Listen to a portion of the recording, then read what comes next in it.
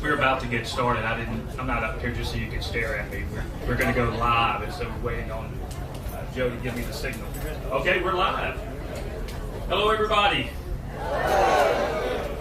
Welcome to the Leigh Mall Time Capsule opening ceremony.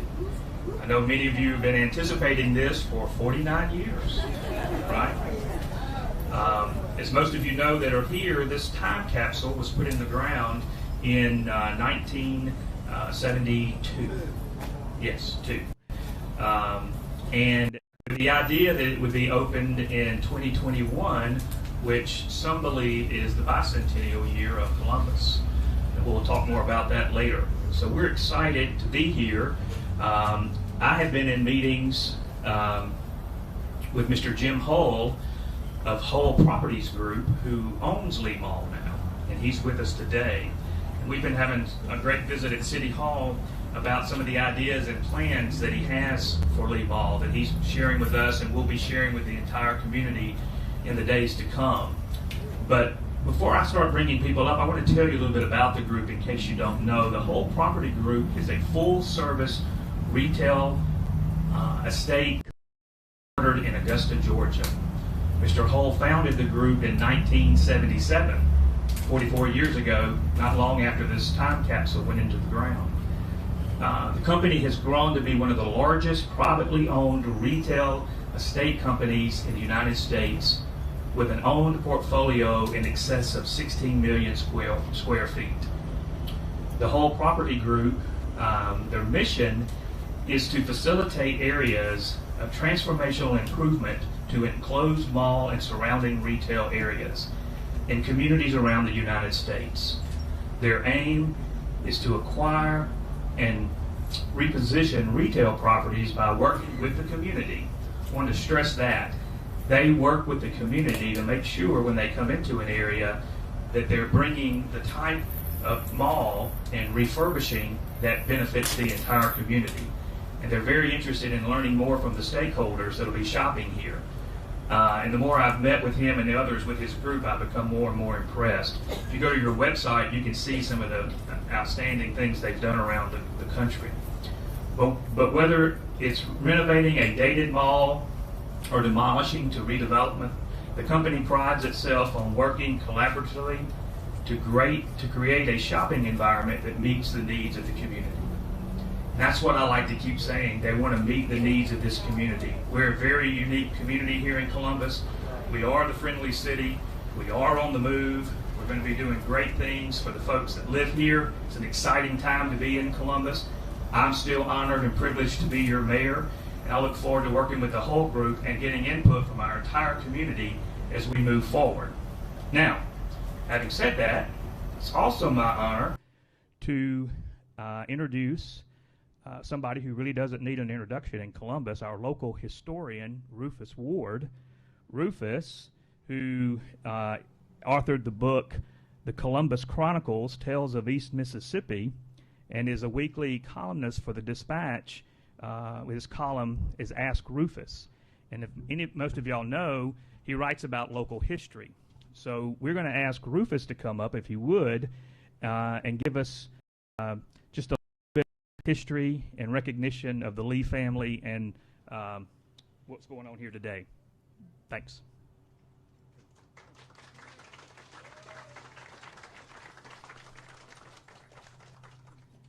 Well, I've been asked to give a history of Leigh Mall here. Keith had suggested about 20 minutes. I said about 3 or 4 would be sufficient. The time capsule here, as you probably know if you read the article in the paper, was to be opened this year as the bicentennial of Columbus, which is kind of correct. Columbus was interesting, and it was founded in Alabama in 1819 as the town of Columbus, Alabama, and in 1821, Mississippi realized it was in Mississippi and then came and basically annexed Columbus to Mississippi and incorporated it in Mississippi. So this is the bicentennial year of Columbus becoming Columbus, Mississippi. Now, when it was buried with instructions to open it this year. And the story of the beginning of Leigh Mall is a fascinating one. Its really formal beginning began in 19. Leigh, who was the regional sales manager for General Motors and Buick, lived in Atlanta and decided he wanted to develop a mall on family property here in Columbus. And so he developed plans, went before the city council, and said he needed some help, though, because the old Aberdeen Road, which is the road right here in front of the mall, needed some improvements. It would run about $72,000. Well, immediately, the Downtown Merchants Association said, wait a minute. We don't think that's a good idea. And they submitted a resolution to the city council that said, we feel that the city council should be influenced more by the stark reality of present and more urgent conditions in the community and less by the visionary fantasy of private landowners with dreams of promoting their own interest. The Downtown Merchants also took a step and had architect Sam Coy, who was in Memphis at that time, draw up plans to turn Market Street into a pedestrian mall downtown to compete with any mall development. Years later, Frank Leigh made a comment on all of this. And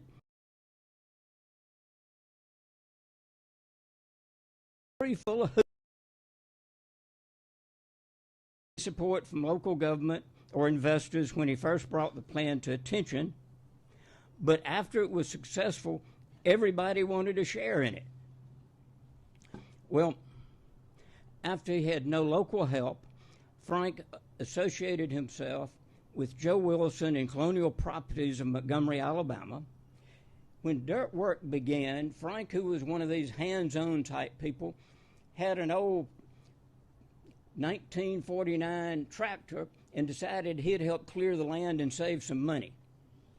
Well, when he tried that, the tractor fell over on him, caused severe back injuries, and he decided that he would just stay in Columbus and live at his old family home, Lee Crest, which is still on North Side.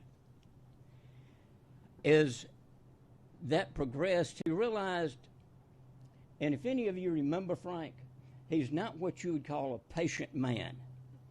And he got tired of negotiations and decided that he would sell all of his interest in that property to Joe Wilson and his group out of Montgomery, Alabama. They advertised the 309,000 square foot mall as enclosed and carpeted, and that it would be air conditioned, that it would have a 2,000 seat community center, and it would even include public pay telephones for those of you who are before the cell phone day. When the mall opened formally, it contained 40 businesses inside and the M&F branch bank outside.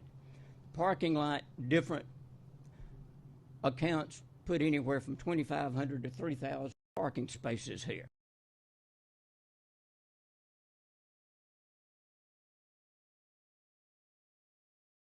Where Hobby Lobby is now, and it opened on August 23rd, 1972. Miss Mississippi cut the ribbon, and opening remarks were given by U.S. Senator James O. Eastland. When the mall formally opened, it was on February 1st, 1973, and the opening ceremonies began with music by the Leigh High School Band, followed by Dr. Horace Fair of the Emmanuel Baptist Church, which was at that time right across the street, giving the invocation, and Ricky Prescott had designed a new official flag for the city of Columbus, and it was presented to the mayor, Mayo Ellis. There was then a ribbon cutting. Then it gets interesting. The mall opened February 1st. On March 18th, there was the flood of 1973. It's called the worst flood to ever hit Columbus, and if you want to know how high the water was, I computed that what the pool level is for the river at the Riverwalk and the bridges now, that the floodwaters were 36 feet higher than that. The mall got about 3 to 4 feet of water in it. Interestingly, Mayor Ellis blamed the flood on the mall. This had been low ground, and frankly had initially added 7 or 8 feet of fill on top to put it above what he thought would be flood level. And Mayor Ellis said it was that raising of this land here that made the water go all over town. Another interesting thing that happened was in 1975. Super X Drugs was the drugstore in the mall, and they violated the city's blue laws.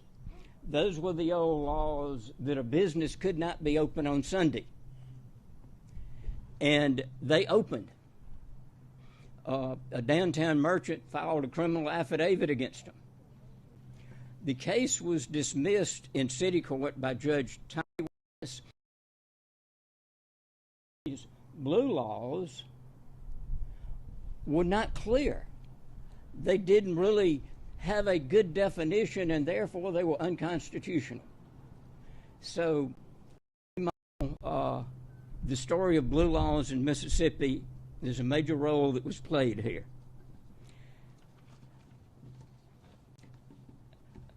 Later, jump forward to 1997, Robert Leigh and the Coyote Development of Dallas purchased the mall, and they started and had a multi-million-dollar renovation. Then on September 25th, 1998, the mall celebrated its grand reopening. And then in 2019, Hall Properties acquired the mall, and that leads us to where we are today with the wonderful redevelopment that's about to take place.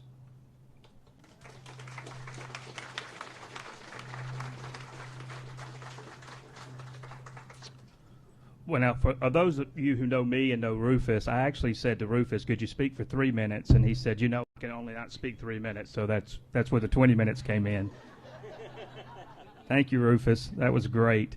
I also want to introduce to you Earl Martin. Earl was with Public Relations Director based in Atlanta when the mall opened here, and I would say a part of this was his brainchild. So he's driven all the way in from Montgomery to be with us today, and we're going to have him to say a few words. Thank you very much, Mayor. Thank you. It's exciting to be here at the kind of the last part of my career. I'm glad to come back to where the beginning was. And I'd like to ask this group, we had a large crowd, how many people were actually here? Look around and look at that. All the people that were here 49 years ago. Thank you very much. Thank you, thank you. My memory of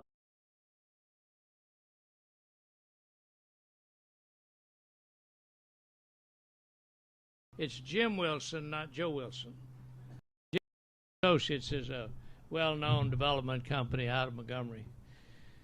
But at any rate, we had Jim and I had talked about doing something like this, and at that time in my career, I opened Sears stores all around. I had about, 10 or 12 a year that I opened in the southeast United States, and I did that for about 3 years. This was the most fun. And this is the only time capsule that we ever buried, and I took the box. What you can see here is a metal box. That's the square one that has a little plastic on top of it. Inside that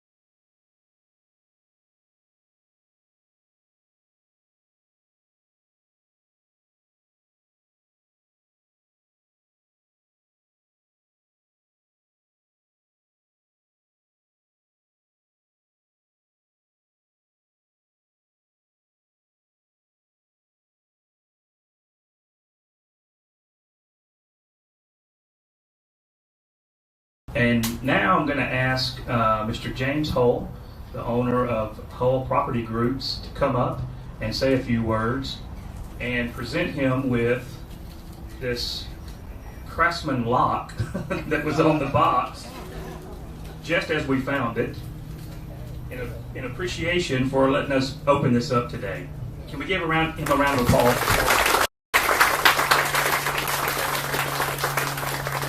Thank you, Mayor Gaskin. I really appreciate being here today. And I looked at this lock. I was looking for the key. I thought maybe the key to the bank vault. But anyway, we're delighted to be here, and we've got a bunch of these models around. We don't have any time capsules either, so it is pretty special.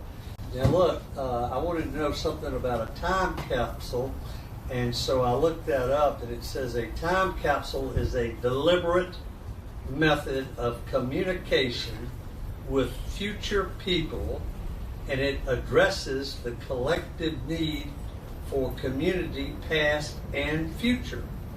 Opening the time capsule is a beautiful reminder of bygone years and the people who saw fit to communicate with us now. That was pretty good description of what we're doing here today 50 years ago. And it made me think about, what are they going to see here in 50 years from now? And what are we going to do? How are we going to communicate with those future folks? And, I'm in the mall business. Now, I've never been accused before of creating the flood. But I've been accused of these mall properties not being all that they can be. And I do want to thank Laura Harrison, our mall manager here, and who does a yeoman's job, and we appreciate it so much. Back when Mr. Earl Martin, that you just heard from, when he represented Sears Roebuck and Company, ladies and gentlemen, they were the most prestigious retailer in America. Okay? And they came to Columbus, and they wanted to be in Columbus, and they looked around, and this was where they wanted to be. And they were the first people out here, ladies and gentlemen, that were on Highway 45. And this is where they wanted to be, on Highway 45. And so I want to tell you a story, because this mall is the best location. And we obviously have to revitalize it, rehab it, and refurbish it, and really revision it. But in real estate, this location, location, location. So the story goes that in North Carolina, they were playing these basketball games, and there was a great basketball coach, Dean Smith. He won several national championships about the time that this mall was being dedicated. But in the late 70s, he started getting beat by Coach Krasinski, Coach K. And the reporters, like these reporters over here, they said, Coach Smith, Coach K, he's got those fast guards. You'll get some fast guards? And Coach Smith said, now, he said, I'll tell you about those fast guards, reporters. He said, I've noticed in the fourth quarter that those fast guards get tired. He said, my tall guys in the fourth quarter, they're still tall. And so he went on to win 3 more major championships, and he did a good job. Well, we got the best property. It's still going to be the best property. It's up to us to come in here and do the things that we need to do with the property. Columbus has got good leadership. They got good stakeholders. We will figure this out. We will move forward. We like working with the mayor and all the other leaders here, and we appreciate it so much being able to be here today. And I'm like Mr. Martin. I hope there's something in that box.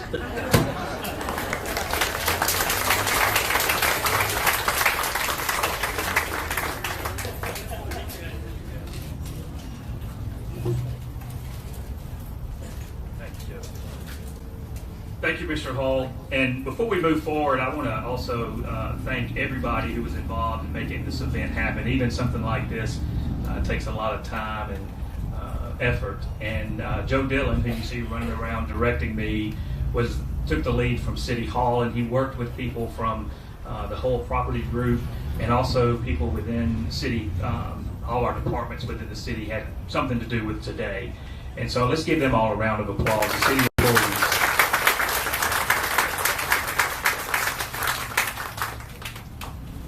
And before we move forward with opening the box, I also want to give Mr. Martin the other lock to the box that we had as a souvenir.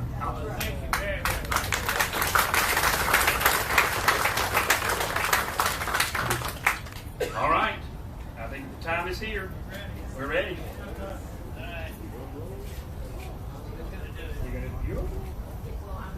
Did y'all know Andrea's moving to Columbus? She really is. Her husband's in agreement now. If I move to Columbus, that means I'm really an Alabamian then, right? Based on what we've heard here this morning. So you're all Alabamians, I believe. Thank you. No, indeed. Go Mississippi. That's right. So first of all, thanks to the City of Columbus for inviting me to come and be a part of this. When Joe called and asked if I would be willing to do it, I immediately said yes. And I think it's because of the reason many of you are here today. We're just nosy. We want to know what's in this box. So are we ready to get the ball open? Yeah. All right, let's get it underway. So who's going to do the honors here this morning? Tim Leigh, who handles all the maintenance here, is going to try to crack it open here to get started. And do not be surprised if I call you out of the audience. I may randomly pick, because Joe told me I could do this, to get some people to come and put your hand in and get some stuff out. So if I call you, just come on up. All right. Tim, you think it's going to work? Let's see here. I see water. There is water in there. I didn't wear my rain boots, so hopefully not too much water.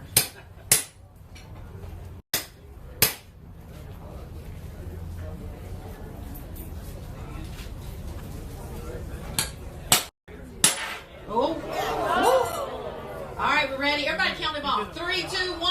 Oh. Okay. Well, I will tell you this. I was told this morning that it is a metal box that's inside of a wooden box, so this is full of water, and it appears to be some sort of bag. So we're going to get this out on the table here. Any guesses to what might be in here? We know the Eggers ladies are in their picture, the Eggers sisters. You don't know, but it may be. It may be. Any other guesses to what may be in here? Who said money? All right, the guys are going to put on some gloves here. There's a proclamation in there, okay? I understand there's a proclamation. And some of you who may not have known, there was water. This entire vault was filled with water, so they had to come and get that vacuumed out this at 9. So, uh-oh, here we go.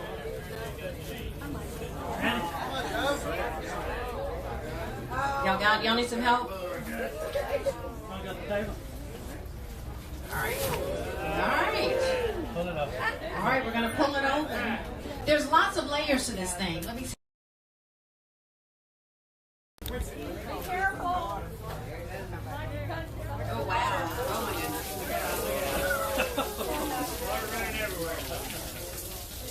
50-year-old Tom Dicker River water.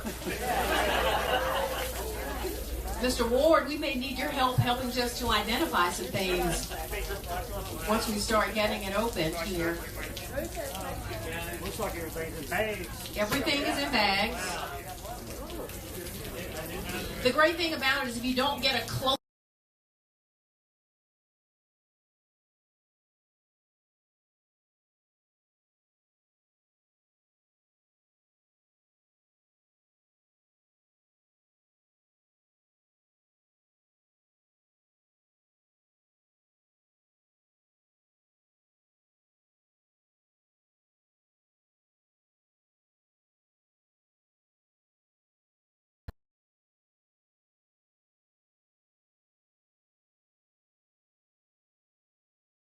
Mississippi State College for like it's a yearbook here. MU grads. Here you are, ladies.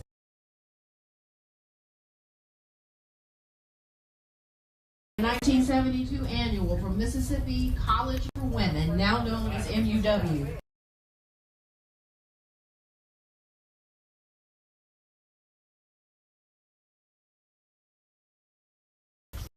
All right, here.